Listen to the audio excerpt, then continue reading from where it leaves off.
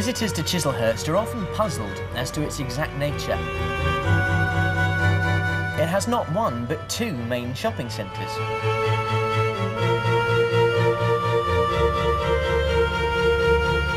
And when viewed from the bell tower of the Annunciation Church in the commercial centre of Chislehurst, the mix of residential housing and countryside becomes evident. Some question whether it is a town or a village, and Niklaus Pevsner commented, "Chislehurst is no ordinary suburb." Being within sight of Canary Wharf, a look at a map may suggest that Chislehurst is part of London rather than Kent. In 1778, the historian, Hasted, described it as one of the most pleasant and healthy villages that lies within the environs of the metropolis. Hasted might think somewhat differently if he were to try to attempt to cross the stream of traffic in the high street these days. But if you look around more closely, you can still discover some of the elegance and charm that has attracted some very well-known people over the years. By simply standing in the centre of the common, you can see this range of individually designed houses. These are just some of the elegant villas throughout the area. As Hasted noted, from very early times, Chislehurst has been home to many people of fortune and distinction. The Walsinghams, William Camden, the Townsends, Napoleon III and Empress Eugenie, and William Willett. All are closely associated with Chislehurst. Chislehurst's own library contains a wealth of information about this fascinating area. We first hear of Chislehurst in a charter of 973 AD. A clue to the Anglo-Saxon origin for the name Chislehurst can be found here in the National Trust woodland. Back in 1987, a lot of the trees here came down in the Great Storm, and most of those were cleared away, but not all of them, like this one here. If you have a look here in the roots, you can see exactly how stony the soil is here. And this part of the woodland, which was cleared by the local wardens, reveals quite starkly exactly how stony the soil is throughout the area.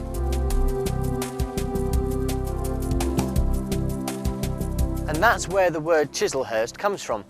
The Anglo-Saxon name Chesilhurst meant quite literally a stony wood. These are known as the flinty Blackheath pebble beds. Settlements are most likely to have begun on better farming soils, such as here in the Kidbrooke Valley, now part of the National Trust Hawkwood Estate. Elsewhere, the brook is known as the Quaggy River. The expansive countryside still extends right across the area to Scadbury Park. In about 1259, we find our first reference to the de Scathbury family when Scadbury became the seat of the Lord of the Manor. This moated manor quite possibly formed the nucleus around which the early village developed.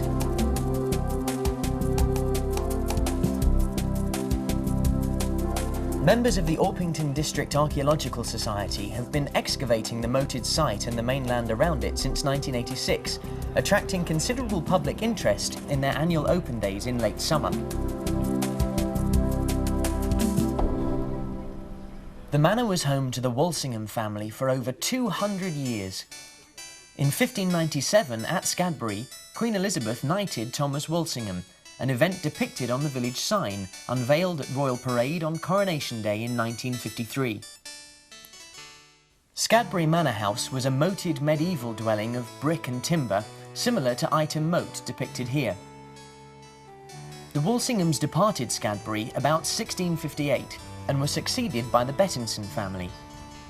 It was then inherited by John Selwyn, who redeemed the mortgage and gave the house and estate to his son-in-law, the Honourable Thomas Townsend, in 1736. Townsend demolished the house, intending to rebuild it, but the death of his wife in 1739 discouraged him, and a few years later he purchased the neighbouring mansion of Frognall. On the death of his descendant, Robert Marsham Townsend, in 1914, Frognall was sold to the government to become a hospital for the treatment of facial injuries.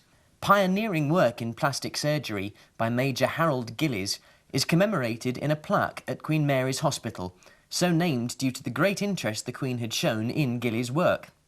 It was after the death of John Marsham Townsend that Bromley Local Authority purchased the estate and opened it to the public in the mid-80s, helping to create a large public green belt. Returning to the other end of the area, we find the Edelman Stone, recording the gift in 1927 and 1957 of Pettswood and Hawkwood to the National Trust by local people and landowners. Nearby, at the bottom of Botany Bay Lane, adjacent to Tong Farm, is Goodland's 18th century farm cottage.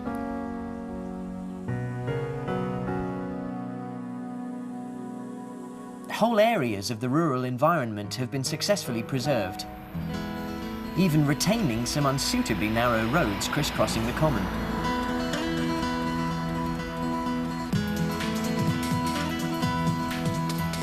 Now, the width of the roads here has actually been restricted by Commons bylaw. This helps to preserve Chislehurst's identity as a village. Now, the motorists here in Chislehurst have to learn to be patient because despite their tree-lined appearance, the roads here are all, of course, subject to a 30-mile-per-hour speed limit.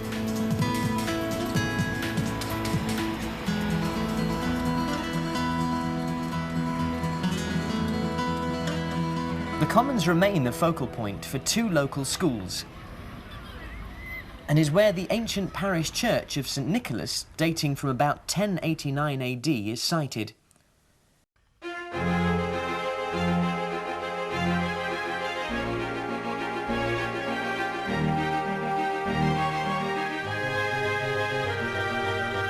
Generations of Walsinghams, Bettonsons and Townsends are buried in the vaults beneath the floor of Scadbury Chapel.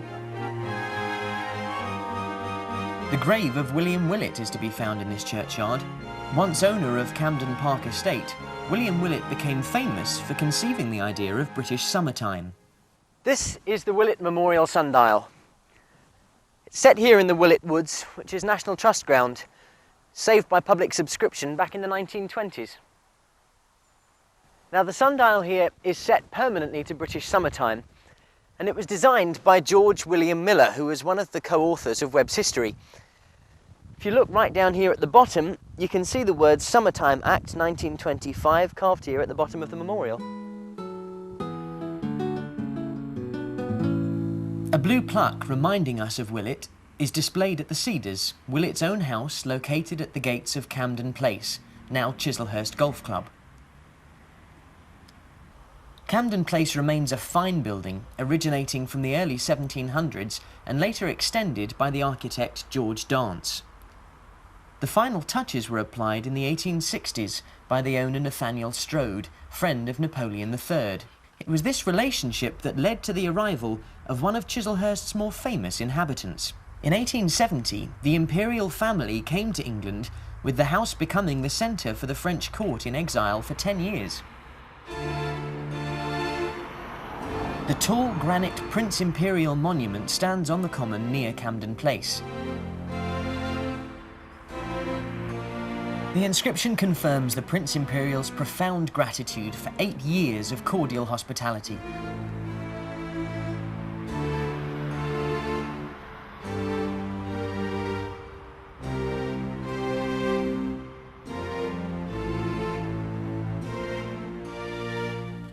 The imperial family worshipped at the Roman Catholic Church of St Mary.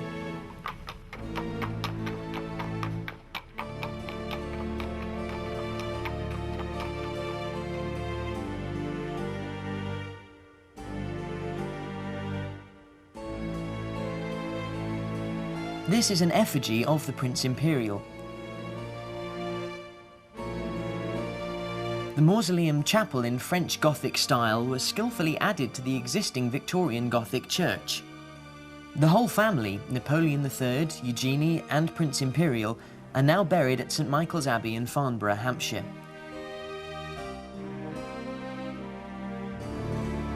Reminders of this period include Prince Imperial Road, Eugenie Cottage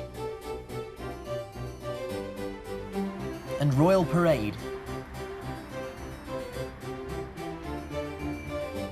Older photos of the shopfront of East Lakes the Butcher on White Horse Hill reveal the former telephone exchange code as the first 3 letters of the word Imperial. And, of course, there is the Imperial Arms Public House on Old Hill, just one of the many public houses throughout Chislehurst. The popular Rambler's Rest is virtually hidden from the main thoroughfare.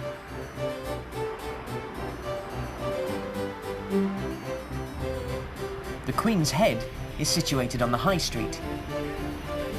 The Bull's Head pub sign recalls the emblem of Richard Neville, holder of the Lordship of Chislehurst Manor. This is located behind St Nicholas Parish Church. Nearby, the Tiger's Head sign is an emblem of the Walsingham family.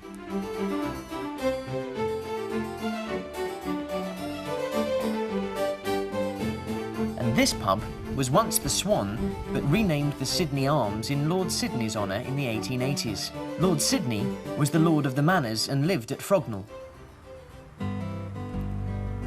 The Sydney Arms is located on what remains of Old Perry Street, the narrow, winding country lane connecting Chislehurst with Sidcup until the late 1950s. It was Lady Sydney who opened the old schoolhouse in the 1870s, which later became Rose Cottage Laundry and is now HSW Timber Yard. In this location we also discover Homewood Villas, Rose Cottage, and a semi-detached pair of 19th century cottages known as Waggoners and Chestnut Cottages. It was the arrival of the railway in 1865 that enabled London businessmen to build houses in the country but with easy access to the city. Local firms can now find support at the Chislehurst Business Centre, a large Victorian house of the late 1880s and formerly the offices of the local education authority. Chislehurst Caves provides the area's tourist attraction with information on its geological origins and its important role during wartime as air raid shelters.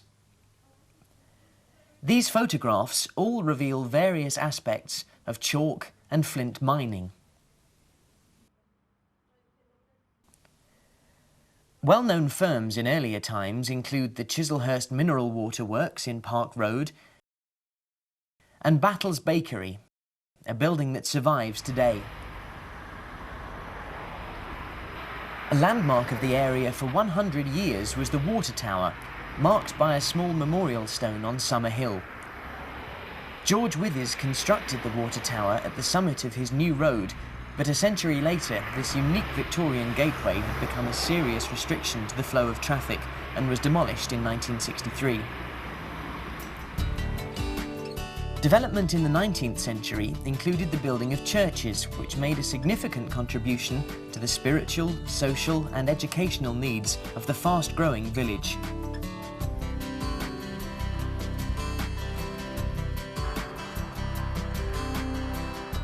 While some churches across England have been converted to offices or bingo halls, Chislehurst has reversed the trend, with a local cinema being transformed into St Patrick's Roman Catholic Church, but still retaining its cinema tip-up seats.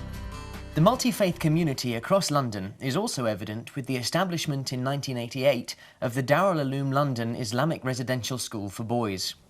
Other buildings reveal some insights into past education provision. St Michael's was the former workhouse established in 1759, later an orphanage and now private housing. Chislehurst St Nicholas Church of England Primary School, the oldest surviving school in the area, was developed in the same street. Farrington School was created on the site of a 17th century house, and Babington House School is accommodated in a building with a Victorian Jacobean style of architecture, popular in the late 1800s. This 18th century house, which became Tudor Hall Technical School for Girls in 1908, is now part of Cooper's Technology College for boys and girls. As an area, Chislehurst moves with the times without losing its historical connections. This is evident when enjoying the natural wildlife on the two large ponds by the High Street, yet these are only yards away from a major modern supermarket. It's ironic that this development, which required the demolition of Victorian houses and the church, school and hall, occurred at the same time that Chislehurst attained conservation area status.